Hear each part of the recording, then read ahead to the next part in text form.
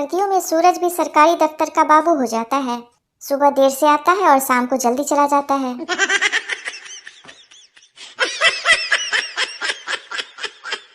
पीकर आए पति को संभालती पत्नी की तमाम शिकायतें तब दूर हो गई जब पति ने नशे में कहा, दूर हटो मुझसे, मैं शादीशुदा हूँ।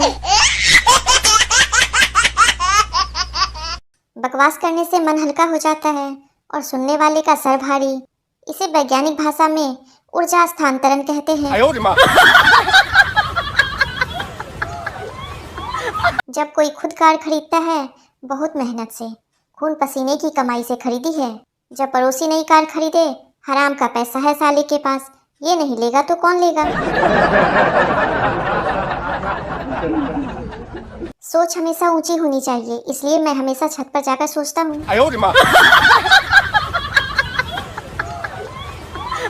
लोग लॉकडाउन का पालन बिल्कुल नहीं कर रहे हैं। आज मेरी पड़ोसन मायके चली गई। विदेश में तुम मेहनत करो, कामयाब हो जाओगे। भारत में तुम्हारे दांतों के बीच गैप है, तुम्हारे पास बहुत पैसा आएगा। पृथ्वी के भी अगर मम्मी पापा होते तो उसको भी डांट पड़ती कि 24 घंटे घूमती रहती है। जो लोग मेरी बातों से लाल पीले हो जाते हैं, उन्हें होली की अग्रिम बधाई। चाइना का माल और आने वाला साल कैसा होगा कोई नहीं बता सकता। यह अखबार वाले भी उम्मीद टूटने नहीं देते। रोज छापते हैं कि 2 बच्चों की मां प्रेमी के साथ फरार। जितने भी परेशान हैं सब अपनी ही बीवी से परेशान हैं। दूसरों की बीवी से किसी को कोई दिक्कत नहीं है। कुछ पति अच्छे दोस्त साबित होते हैं और कुछ सास की कमी महसूस नहीं होने देते। कौरव 100 थे, ठीक है। जब 100वां पैदा हुआ तब पहले की उम्र क्या थी, बड़े बड़े दिमाग में आ गया था। सोचा विद्वानों से ही पूछ लूं। दुनिया के सारे नोटों पर तस्वीर मर्दों की है और कब्जा औरतों का। जमाई ने ससुराल में फोन लगाया तो फोन बच्चे ने उठाया। जमाई ने पूछा, बेटा घर में सब क्या कर रहे हैं? बच्चा, आपकी बुराई।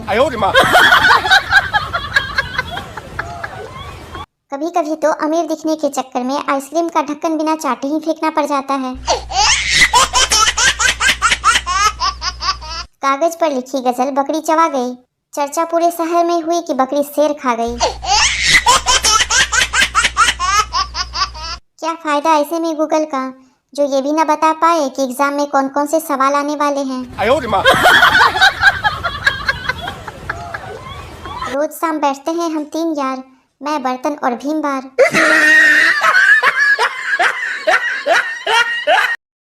पत्नी, सुनो जी, जब आपने पहली बार घूंघट उठाया था तो आपको कैसा लगा था? पति, माँ कसम मैं तो मर ही जाता अगर टीवी पर आहट देखने की आदत नहीं होती तो।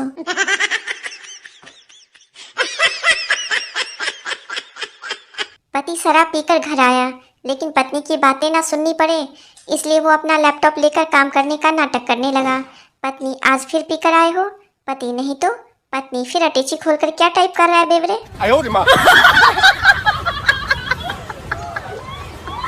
पति खाते हुए बोला, दाल में मक्खी डूब रही है। पत्नी, तो मैं क्या करूं, घर का सारा काम छोड़कर इस मक्खी को तैरना सिखाऊं क्या? पत्नी, आप रोज आंवला जूस पिया करिए, खून साफ होता है। पति, खून जैसा है वैसा ही पी लिया करो, अब उसमें भी नखरे।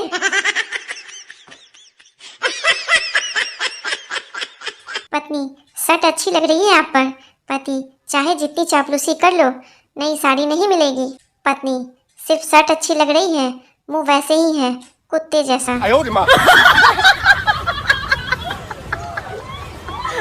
बीबी शराबी पति को सुधारने के लिए रात में काले कपड़े पहनकर घर के बाहर खड़ी हो गई। पति, तुम कौन हो? पत्नी, चुड़ैल। पति, हाथ मिला, मैं तेरी बहन का पति। पति करवा चौथ के रात पत्नी से, पूरा साल लड़ती रहती हो, जब मैं इतना ही खराब हूँ तो भगवान से अगले जन्म के लिए क्यों मांग रही हो? पत्नी तो नक्कर, अच्छा बड़े सयाने हो, इतना सुधारने के बाद किसी और को दे दूं? अच्छा हुआ श्री राम वानर सेना लेकर लंका गए थे। यदि इंसानों को ले गए होते तो सोने की लंका देखकर आधे तो रावण के पक्ष में हो गए होते। चिंटू को भोजपुरी बोलने का भूत सवार हुआ। उसने अपनी गर्लफ्रेंड को भोजपुरी में एक शायरी सुनाई, जिसके बाद गर्लफ्रेंड ने उसे बहुत पीटा। अर्ज है ताजमहल कौन चीज बा, हम एकरो से बड़ इमारत बनवा देव। मुमताज त मर के दफन भइल रहे, तो के ससुरी हम जिंदे दफना देव। अगर पत्नी की तबीयत ठीक नहीं हो तो उसे अस्पताल के बदले साड़ी की दुकान में ले जाएं। फिर भी आराम ना आए तो सुनार की दुकान में ले जाएं, तुरंत आराम मिलेगा। मच्छर जो काटे तुमको मत होना परेशान, अनजाने में ही सही आप कर रहे हैं रक्तदान।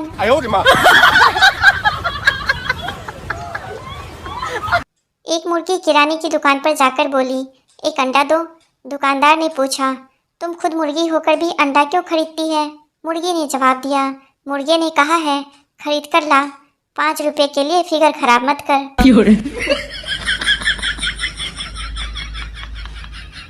भगवान ने एक बूढ़े से पूछा, अब तुम्हारा बुढ़ापा आ गया है, कर्म के हिसाब से मुझे तुमको बीमारी देनी होगी।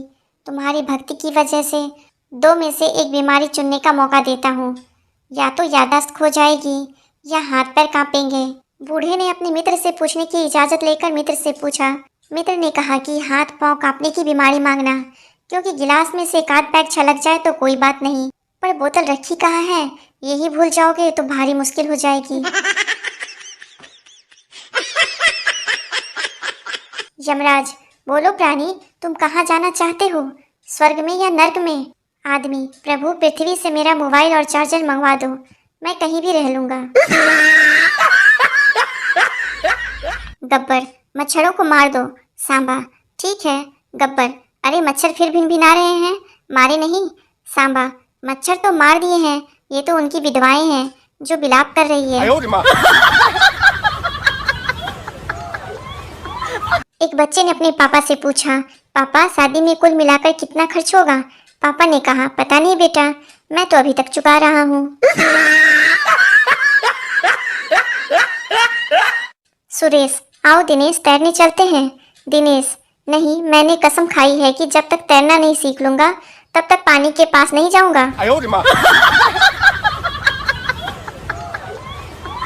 अध्यापक ने बच्चे से कहा, वह चोरी करता है, इस वाक्य का भविष्य काल बताओ। बच्चा, सर इसका भविष्य काल है, वह जेल जाएगा। टीचर, बताओ बच्चों, चलती बस से कब उतरना चाहिए? छात्र, सर जब अस्पताल नजदीक आ जाए तो चलती बस में से उतरना चाहिए। माँ बेटे से, बेटा तुम तो पढ़ने में बड़े होशियार हो, फिर ट्यूशन वाले को रखने की क्या जरूरत है? बेटा मासूमियत से, माँ तुम भी तो घर का काम करने में होशियार हो, फिर काम वाली बाई को रखने की क्या जरूरत है?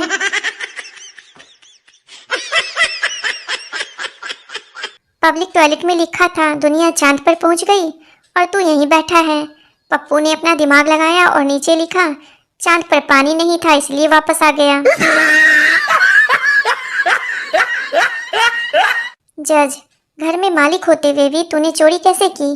चोर, साहब आपकी नौकरी अच्छी है और सैलरी भी अच्छी है, फिर आप ये सब सीखकर क्या करोगे?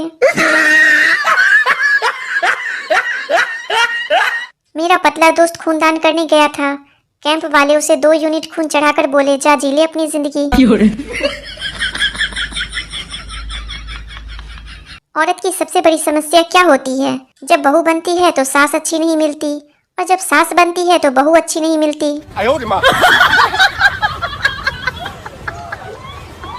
हमें तो सरसों ने लूटा, पेट्रोल में कहाँ दम था। मेरा पकोड़ा भी नहीं डूबा क्योंकि कढ़ाई में तेल ही कम था।